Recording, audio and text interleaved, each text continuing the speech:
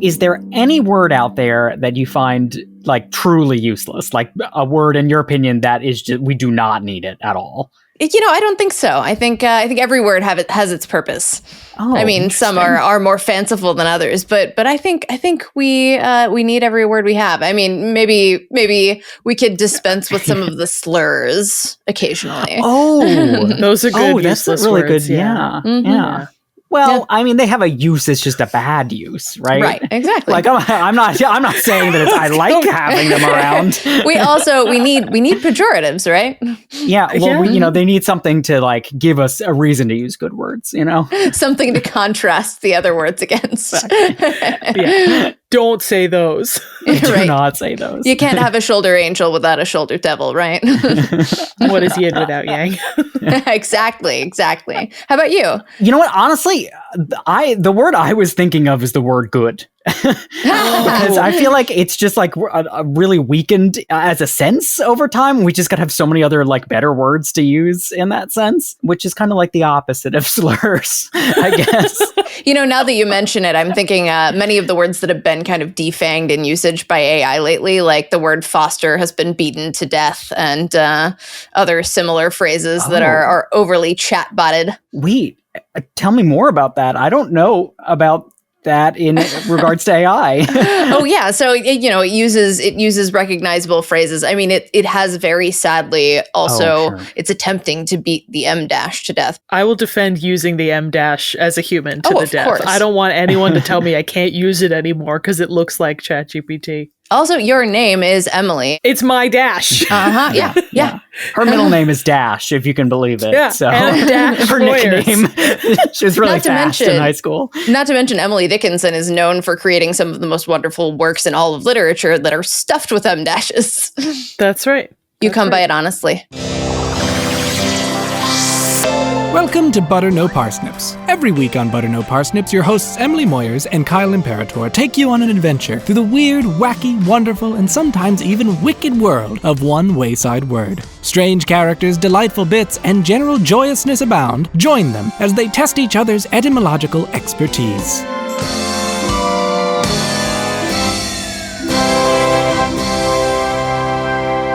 Hey everybody, welcome to Butter No Parsnips. I'm Kyle Imperator. And I'm Emily Moyers. Emily, we love a reunion on this show, Yeah, do we? Is that like something we've established? I'm really glad that you asked this, buddy, because we are establishing that today.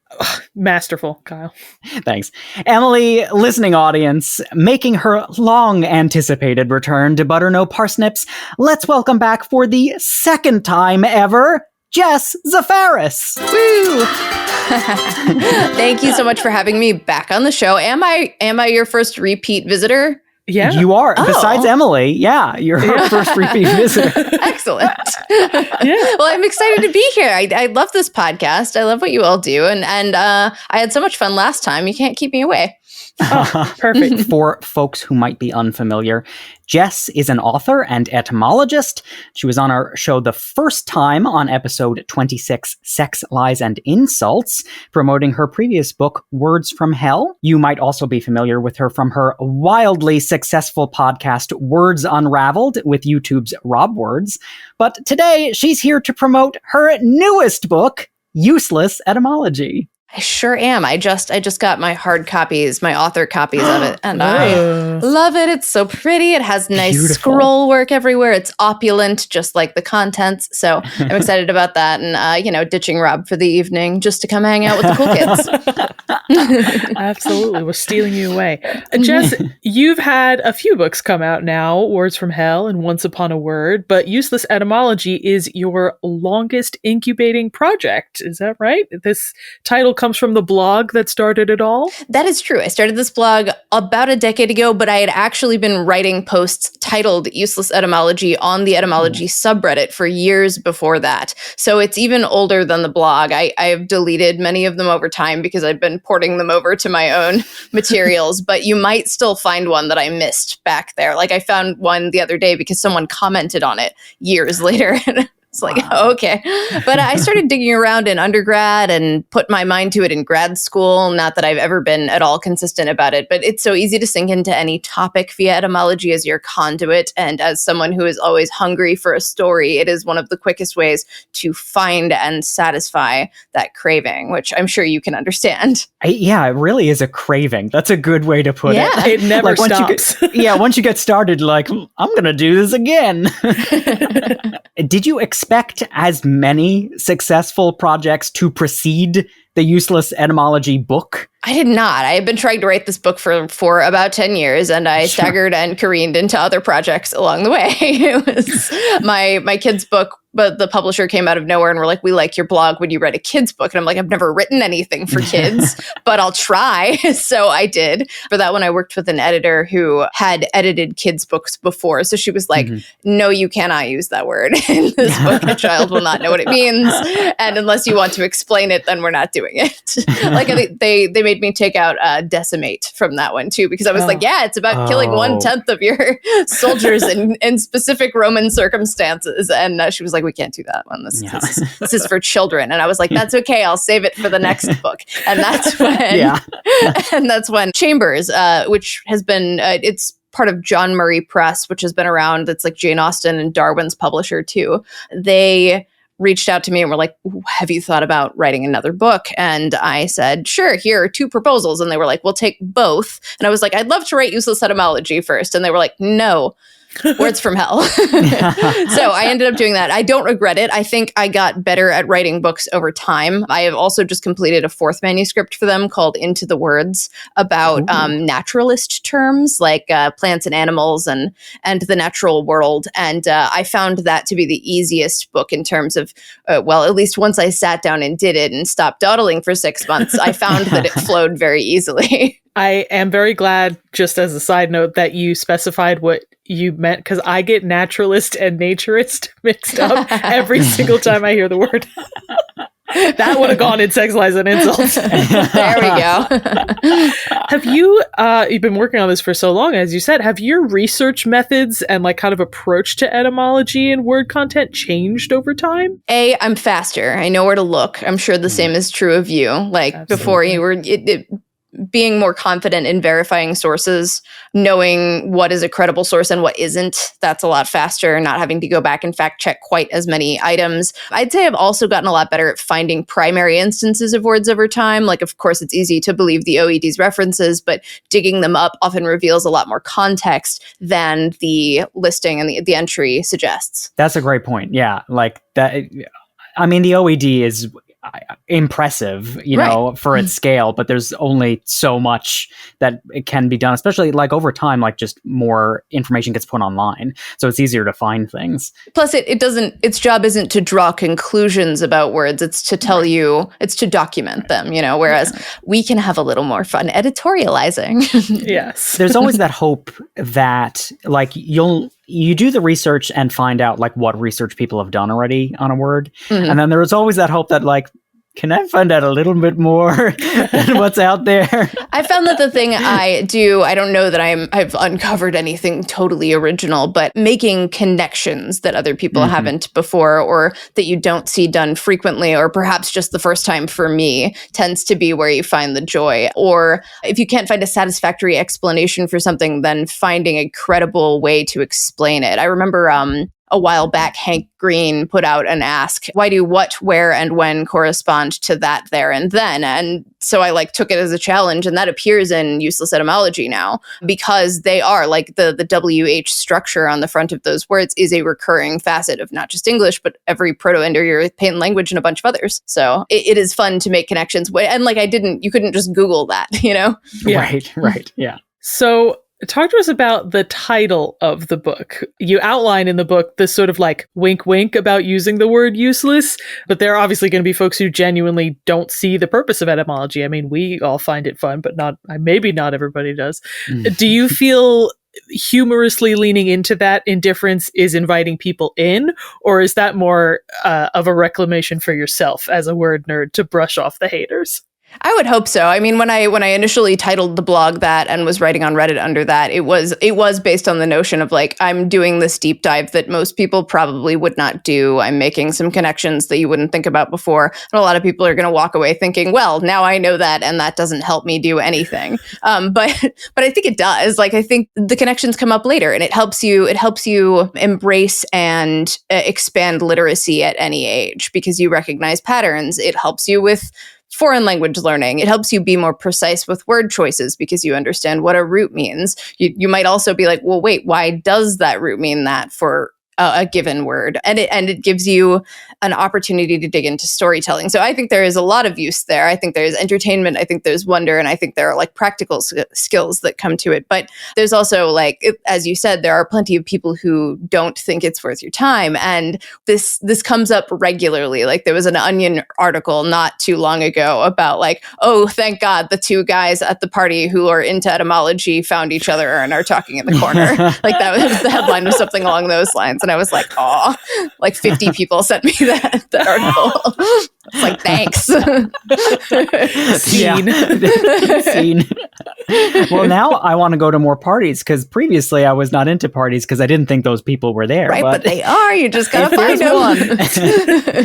For those people at the parties, in which it does remain a passion outside of any professional pursuit, the word nerds, what do you think it is about words and their etymology and this deeper understanding of our language that captures our attention? I think it's a universal experience. And also it is a doorway into everything. So if you want to learn a little bit more about astronomy, but don't want to pick up a dense textbook, then a good way to start is to simply look up vocabulary terms and how they came to be and find out how connected they are to your favorite sci-fi novel and find out who coined them and what else they did with their lives. There's just endless entertainment and interest there. Yeah, it always seems to me like it's the water that we're all swimming in. We're all talking. We're all using these words. And you can immediately like pull a very recognizable thread and find a whole world of stuff you never knew. Precisely. Beautifully put. And lead to more useless trivia that you can use Whip in out at everyday parties. conversation. Right? Yeah, exactly. Share it at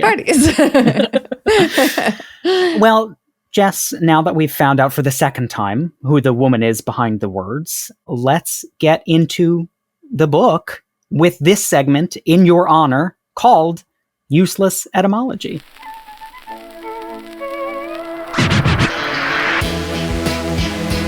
Useless Etymology. I'm so happy. I am delighted to talk about this book. I love it so much. Every time I open it, I am reminded of why I started doing this in the first place. To put it lightly, it's not an etymology dictionary. It is a collection of word origins and quirks that are weird, delightful, petty, chaotic, revealing. It is for curious people, pedantic and recovery people, trivia goblins, and the people who get a little frustrated when someone, say, misuses a word, but who is learning to turn that energy into joy instead of judgment. There's a lot of like, yeah, you think you're being smart about the word literally, but here are 10 instances of that not happening, and since the 1700s. And I aimed to make it an exercise in turning the inconceivable and preconceived notions into concepts that you can really get your teeth into, but laugh at the same time. Yeah, I think you do a really wonderful job with that. The book is like chock-a-block with information. It is packed tight. My objective too is you can open it to any page, find out something, and put it down, because I don't have as much attention span as I used to. So books that do that are good for me. They're good books. It's nearly impossible to like just pick out a few things from the book that we love, because it is just a book full of things that we love. But I think we should start where you start in the book. The book opens with the origin of hello as a greeting, which is shockingly recent. And I think often we come across words that are older than you'd think, and that makes it especially wild to come across a word that's newer than you think. Can you quickly take us through that history? Absolutely. So hello it was introduced as a standard greeting into English with the introduction of the bell telephone. Before that, there are variations of hello, hallo, hollow, used periodically throughout history, but they are mostly shouts from far away. And that is the notion that Thomas Edison, who is the one who preferred this term, was drawing upon. And it's also why, famously from The Simpsons, etc., Alexander Graham Bell wanted to use the word ahoy, which I think I would have preferred slightly. But at this point, we probably wouldn't register it as being as whimsical as it sounds now, because it would be just as standard as hello. It's been infused so heavily into fiction that we see from different eras and sci-fi and different elements that, like, if you hear a Victorian character, well, let's go with like a Regency character saying the word hello, you may not clock it as being an anachronism. It doesn't sound weird. I know it's for a long time ago in a galaxy far, far away, but it doesn't clock you as weird or telephone oriented that Obi-Wan says hello there, you know? Yeah. Oh, wow. Right? It's wrong, but you would never know. I mean, it's not, wrong. It's sci-fi fantasy or space opera. So, wrong, but also might sound weird if it were more readily connected to the technology. It's insinuating that Alexander Graham Bell is in the Star Wars universe. Is what it's insinuating. And Edison, because they don't say and ahoy. Edison, right, yeah. Kind of widening out from that, Jess, what in this book was to you, like, not just fun, but truly surprising? Oh, so in the same vein, the one that got me when I first dug it up several years ago was the word escalate, which didn't exist before the escalator, which just kills me. I'm like, really? Crazy. Oddly enough, though, the word Escalade did exist, not the Cadillac SUV, but it was, escalade was a word for climbing a wall with ladders, and the root there means a ladder, especially a siege ladder. Oh, wow. So I got into it one time on, like, this is pre the transition to X, but on Twitter one time, because someone was like, that can't be true. It's not. I will find it. They never did. Yeah. There's so much to be surprised about with words like that, especially with like the recency thing. I would say some of the other surprises that I came across were eponyms, both proprietary eponyms and eponyms named after people. And for our listeners, if you're unfamiliar, that is, eponym means it's named after a person or named after a name. That can also be like Vanderbilt University is an eponym because it is named after Cornelius Vanderbilt. But like sideburns are named after Burnside, a Civil War general, and same with shrapnel. I'm so glad you brought that up. Your coverage of eponyms in the book was very near and dear to our hearts here on the podcast. Just a short while ago, we released an episode of our Patreon exclusive podcast, Buttered Parsnips, to the public. That episode showcased our Eponyms series, where on our Patreon, we share etymologies of eponyms just for each other and dig into the people and places that those eponyms are named for. What a delight. That's fantastic. I bet there are far more than I covered in this book. So go check that out, everybody. That's great. My other favorites were the like proprietary eponyms. Like every instance of the word moxie is from the soda, like the sort of. It's from Moxie Nerve Food, which was a bitter syrup marketed as a medicine and then later sold as the beverage Moxie, but both are ultimately from a Native American Abenaki word for meaning dark water for a river in Maine. So that's always fun. And then learning that like bubble wrap was originally trademarked. That's such a thing. It's fascinating how much of language can go back to names, right? And like how many steps it takes sometimes coming from names. In chapter 3, you mention lexical gaps, like in which a word could logically exist but doesn't. Yes. You talk about them in the context of putting together different word segments, but could you also say that eponyms are like filling a lexical gap? I mean, we don't have a word for a thing exemplified by a person, but then we need to like wordify it. Absolutely. And that also I think is reflected in the like proprietary like brand names that have been adopted, because when there is an invention, you typically go with the most commonly used name for it, right? But like you wouldn't think necessarily that rollerblade or superglue were necessarily brand names because they describe what they are, but they were. Same with like windbreaker and zipper TV dinner, you know? But no, I would completely agree that they fill a lexical gap. Do you all have any favorite eponyms off the top of your head? Oh, I mean, Kyle just did a really great I would say a deep dive isn't even enough of a word to describe what you did for diesel. Oh yeah, Oh, yeah. Well, it's that's funny a cool because one. you bring up gasoline in the book, But I and didn't address diesel. Well, it's so funny that both are eponyms with kind of like these really fascinating histories. If I may, it is a journey.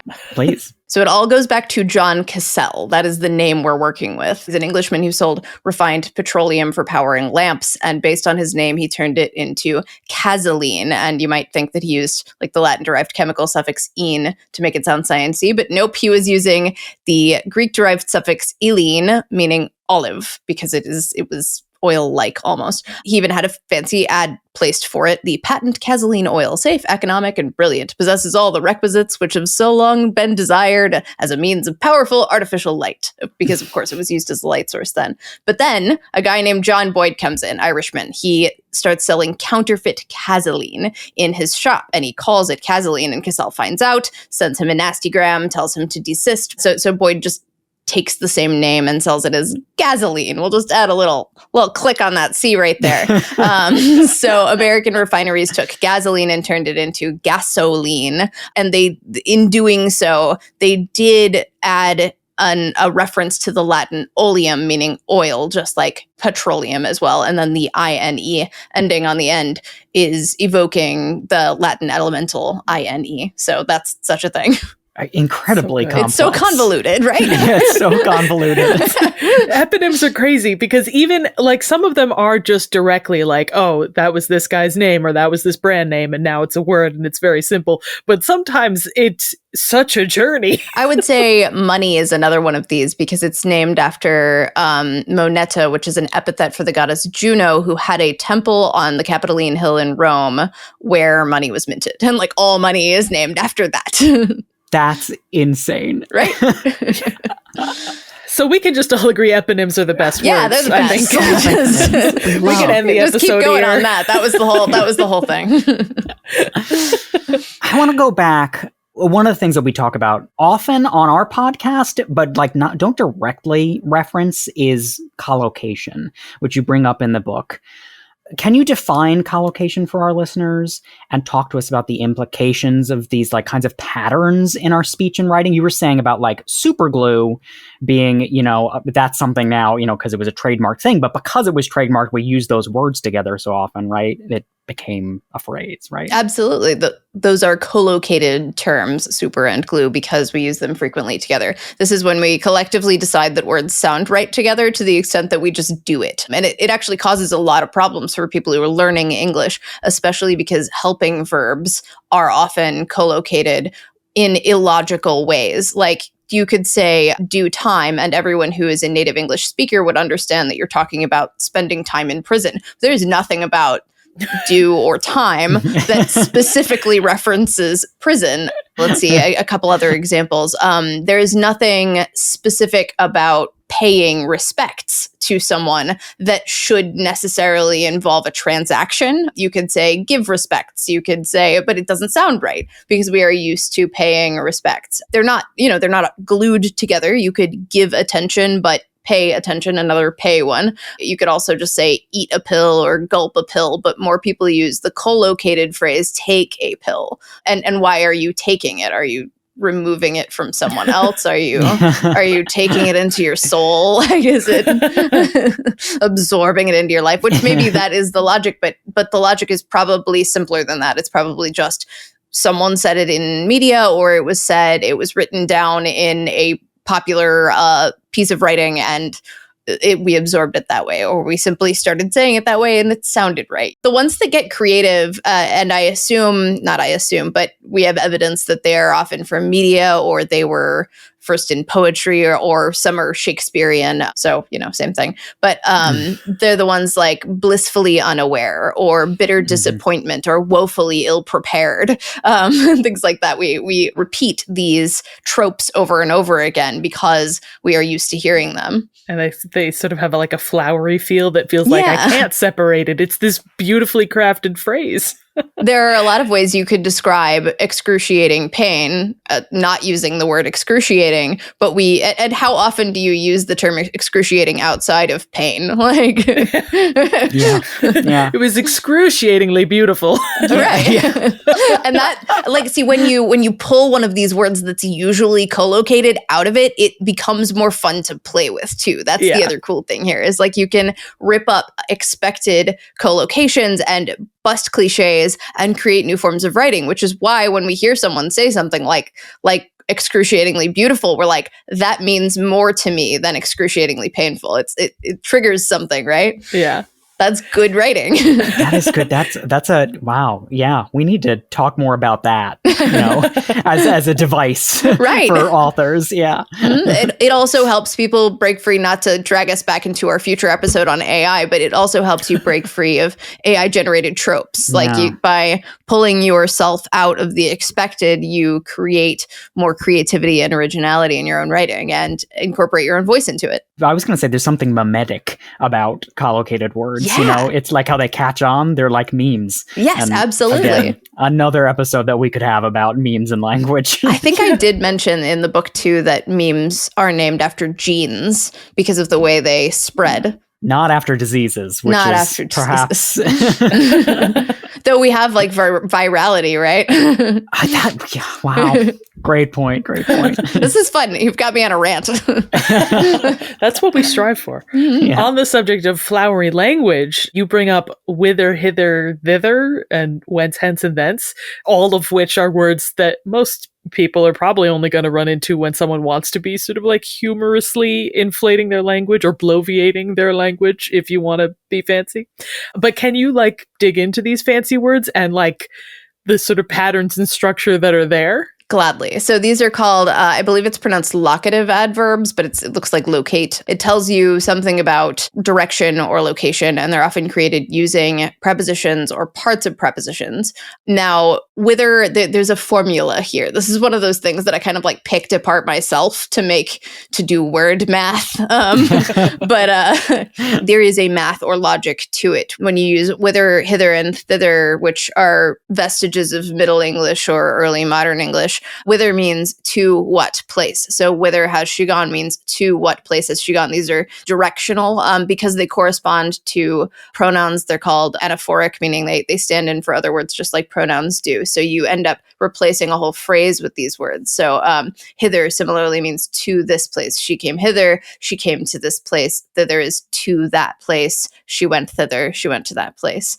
If you flip it around to be from a place, then you get whence, hence, and thence, which are from what place. Whence came you? From what place did you come? And this is why you run into people who are like particularly adamant that you shouldn't say from whence because from is already contained in whence. Same with hence, go from this place. Thence she set forth from that place.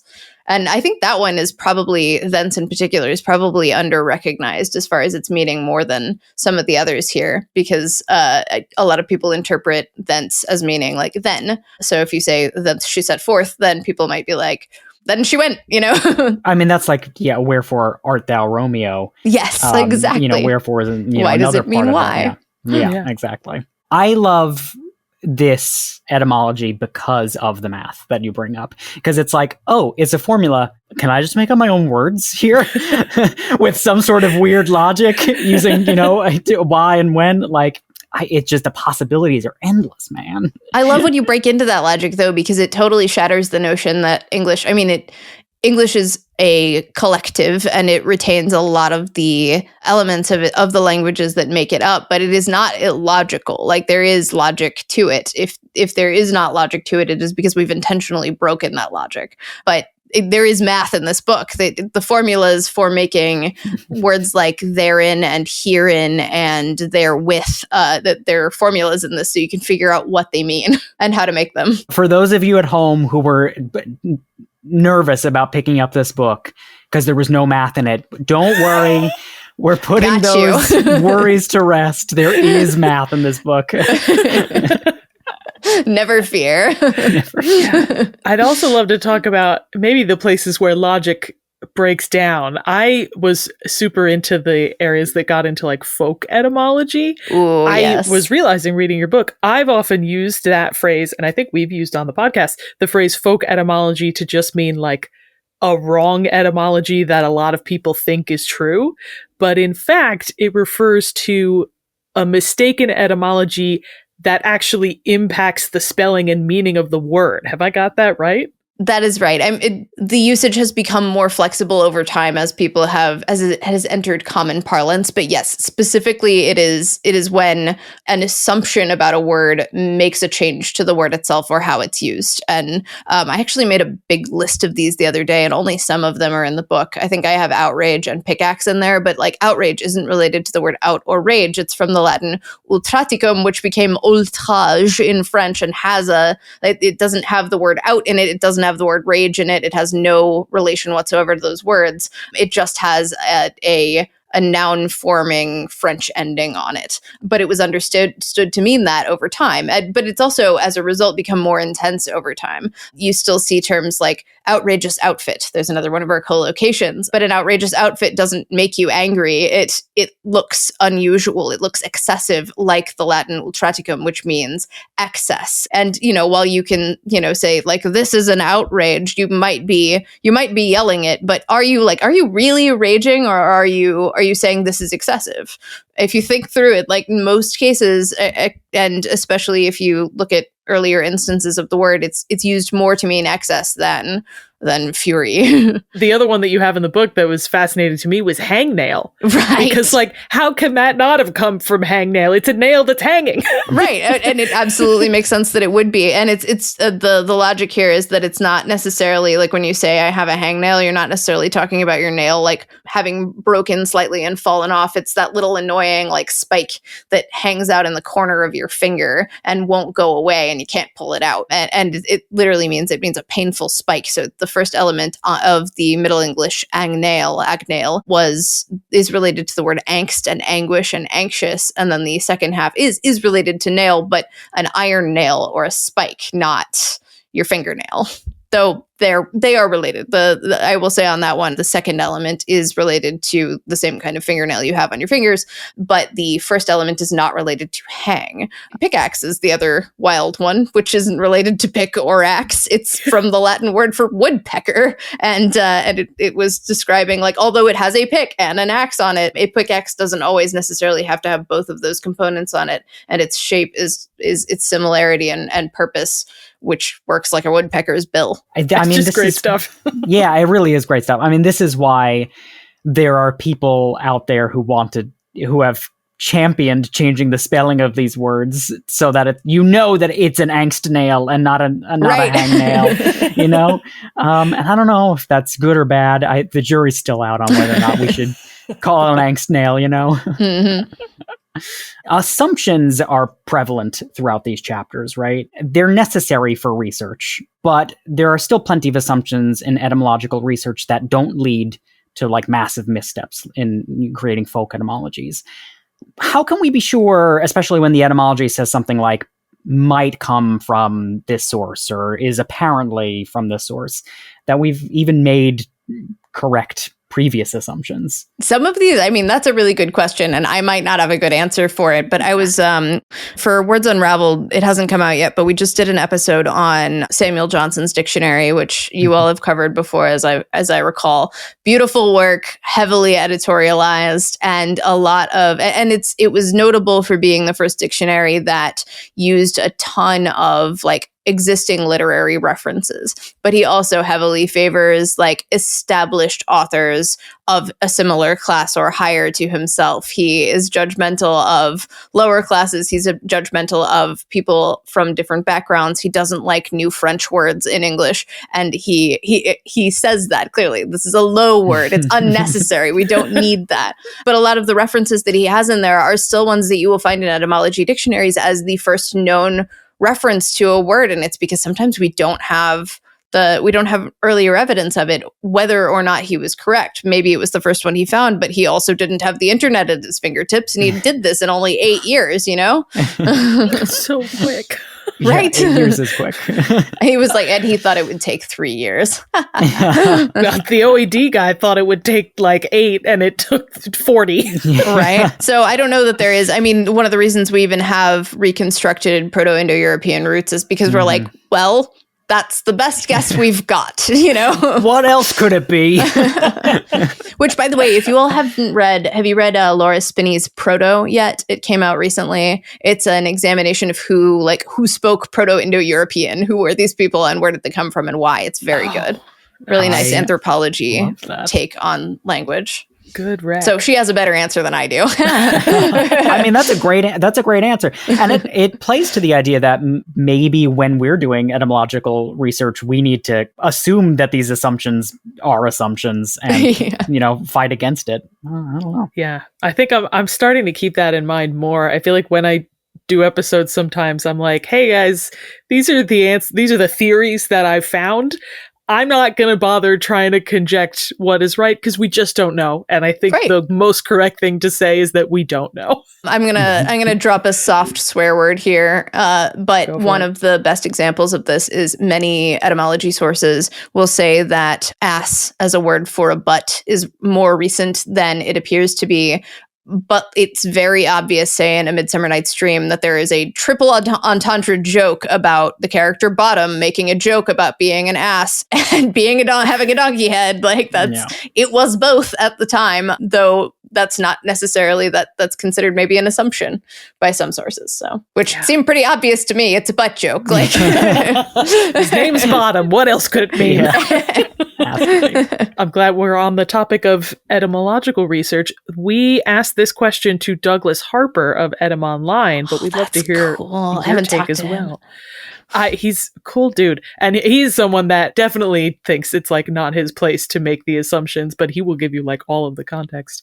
When researching the etymology of a word, where do you stop? Do you like sort of hit a wall of unrecorded history or a wall of academic consensus? Where do you let your path with a word conclude? Sometimes, it depends on how interesting it is. If it's like the word oak has meant oak for this many years and it always meant oak and the root meant oak and it always meant oak and oak was the only thing it ever meant, then I'm going to probably stop there. But I might look up some interesting references or poetic examples that reference it. When you're doing like a diggy deep dive, though, I would say it's when I get tired of the story. And usually when I find a really strong primary source that correlates with something else, like if the OED is like, yes, there's evidence of this in 1492, if I can find an example from 1492 that they don't list, or that maybe there were additional ones around the same time as the one example that they list, I like to do that because sometimes you'll find like a funnier instance of it or maybe a stronger example of what that meant to the cultural time period rather than just like it was in Shakespeare. Bad example because he was well after 1492, but still.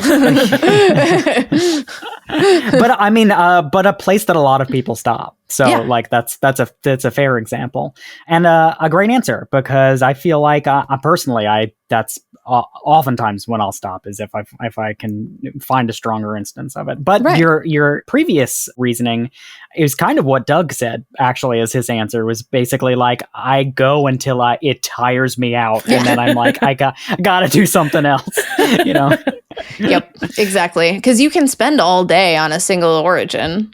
Yeah. Jess, with a book like this, and considering the popularity of your previous books and your podcast success, do you feel like more people are generally and genuinely starting to value and respect words on a historical scale? Or is it destined to be relegated to the academics, or as you mentioned in the book, trivia? I think a lot of us have in this space, a lot of the creators who have made it popular on Instagram and TikTok have done a good job of expressing why word origins are interesting and valuable and a source of curiosity and storytelling. My favorite book on this topic, particularly like modern etymology and linguistics, is Gretchen McCulloch's Because Internet, which is a fantastic book. Cannot recommend it enough. But there are so many, and I think increasingly there are at least cooler books about word origins than there used to be in the past. I'm not sure that I am the person who wrote them, but but they're like it's become sexier to talk about, and it's become more accessible, and it is accessible in the sense that you can serve up a lot of like bite-sized content that makes people think a little bit harder, but while still having fun, if that makes sense. Yeah. It's an easy place to bridge academics and trivia. Because as you said before, Emily, it is what we are swimming in, you know? Haven't you ever wondered what the water is made of? Yeah. Yeah, I feel like everybody has a question about language. Like, even if it's like something very niche or something very like, I feel like as soon as I start to tell people like, oh yeah, I research words as a hobby, they're like, why does wood have an L in it? Yeah. Great question. Would love to know. Yeah. I was recognized in New York City from the podcast. We were next to the train stop and they were like, I need to ask you a word origin. What does concourse mean? And I was like, off the top of my head, it probably means like literally moving together. So it's like a place you assemble to get on a train and move somewhere else together. And I just felt bad because like he picked kind of a boring one. Like it's not, it is interesting. I think it's interesting, but it wasn't like revelatory. Yeah. It's actually named after Jonathan Concourse. Oh, for real? Well, I think this is as great a time as any talking about word trivia to conclude our episode, perhaps with a little bit of trivia for the two of you. Ooh, I'm so excited. Are you interested in playing a game? I feel like this is like, I'm going to forget everything I know now. No, you're going to get these. I bet it.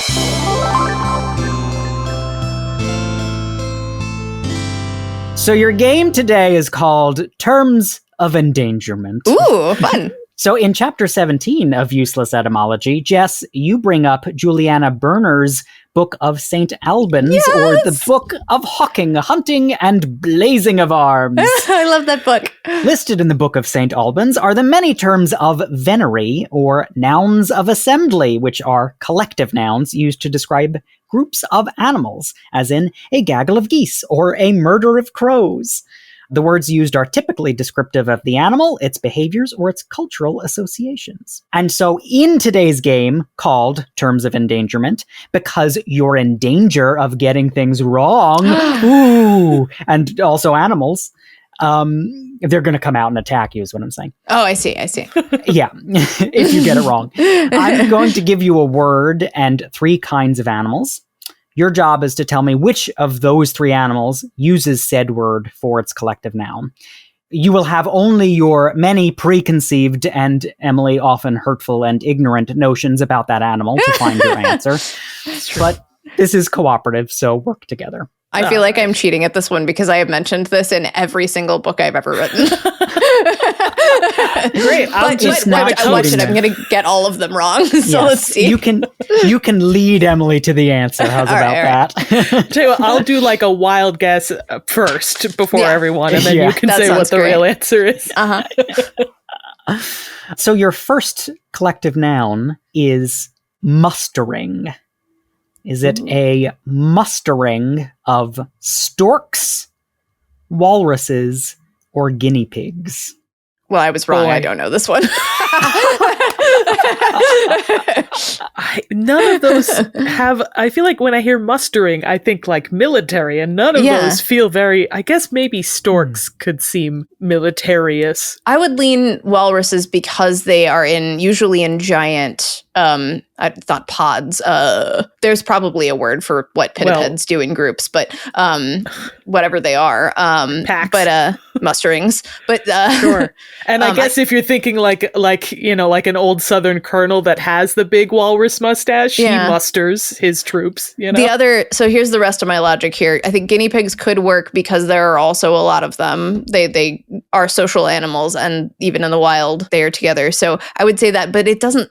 They're really cute, and they don't feel like they muster. And then storks are often solitary or like in pairs. So I would lean toward walruses, but I am willing to be contradicted. No, I'm with you. I'm convinced.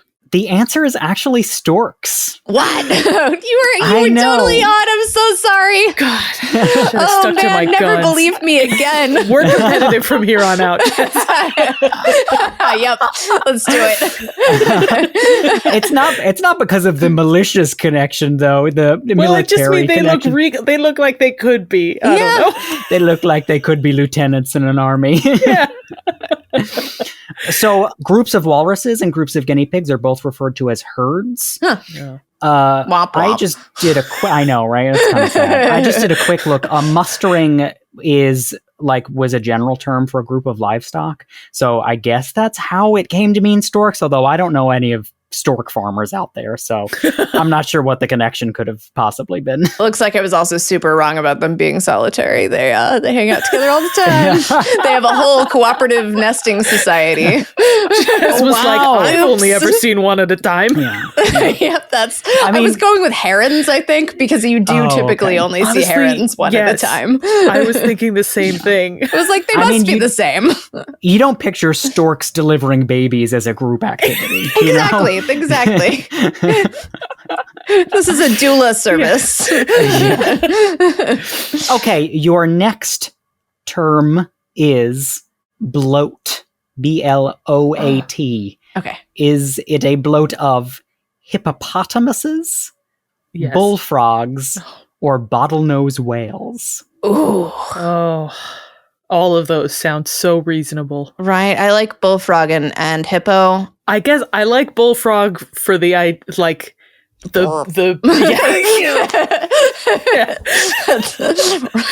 It's gotta be. Yeah, I think so too. I'm with you on that one. Yeah. All right. Yeah. We think it's bullfrog. Wow, you're just gonna go for it for the bloat, straight off, for the bloat. Okay. So the answer is a bloat of hippopotamuses. Hippopotami, if you will.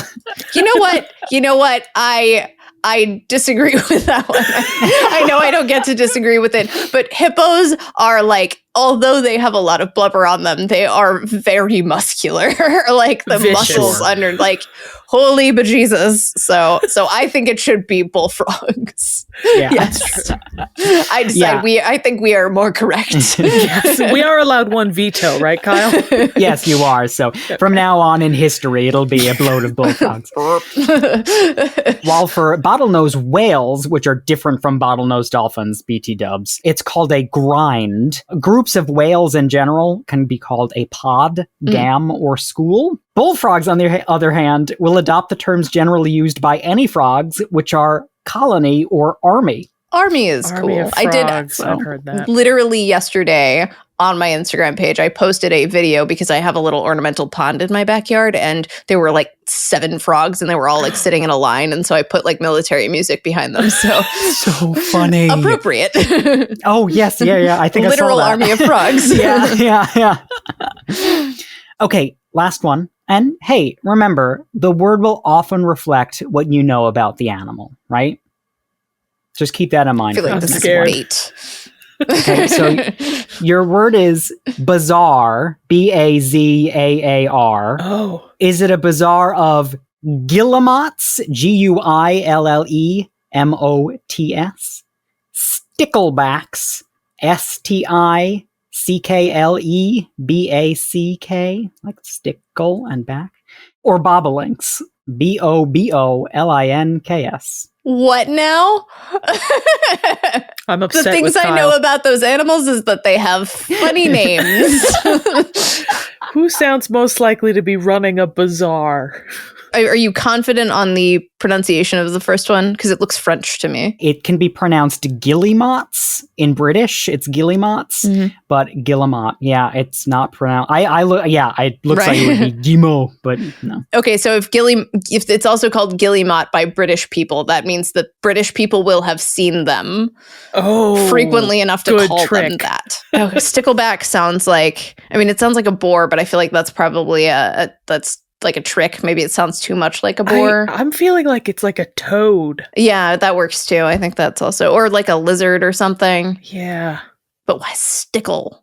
Okay, let's go with the assumption. Okay, here's my logic. Please feel free to contradict me. Let's go with the assumption that stickleback is a reptile or amphibian. Yeah. And I feel like one of these is a bird. Yeah, I could see that. If they're in a bazaar. But then we also have the element, a lot of these are alliterative. So bazaar of bobolinks sounds like a thing that could work. I have no idea what a bobolink is, though. But alliteration is as good a strategy as any. And I think it's the only foothold we have right now.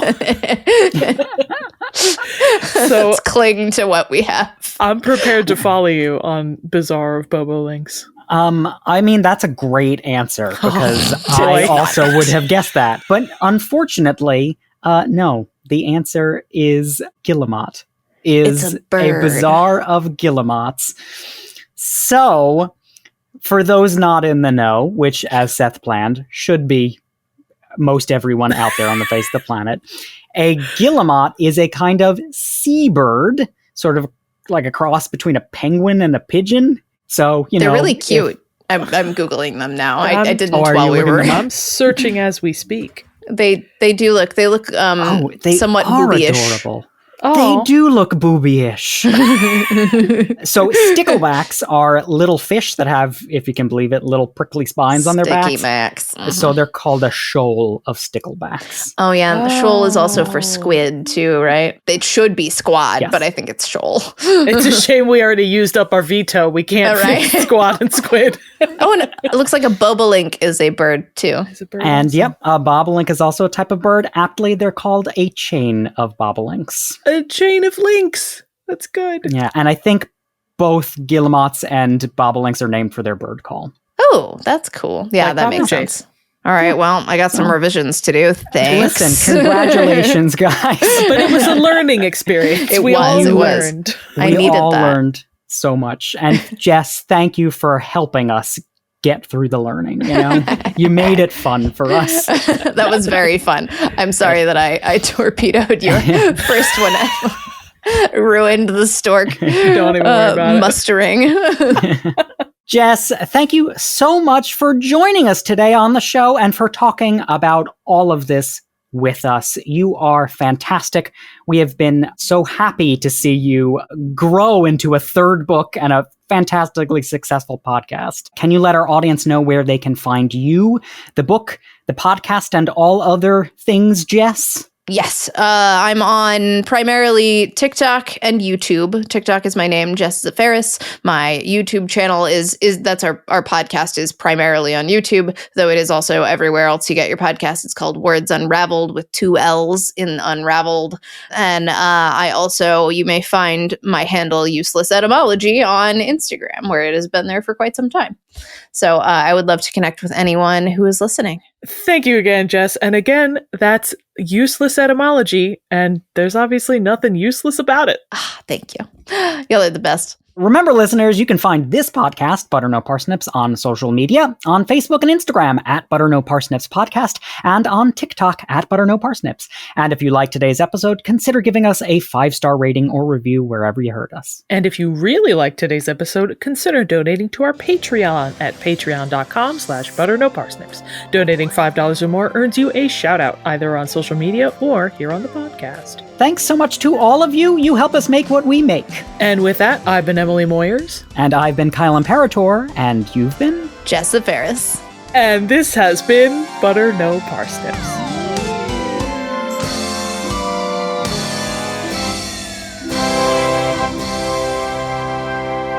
Butter No Parsnips is produced by Kyle Imperator, Emily Moyers, and myself, Seth Glixman. The main and accompanying themes were composed by Kyle Imperator.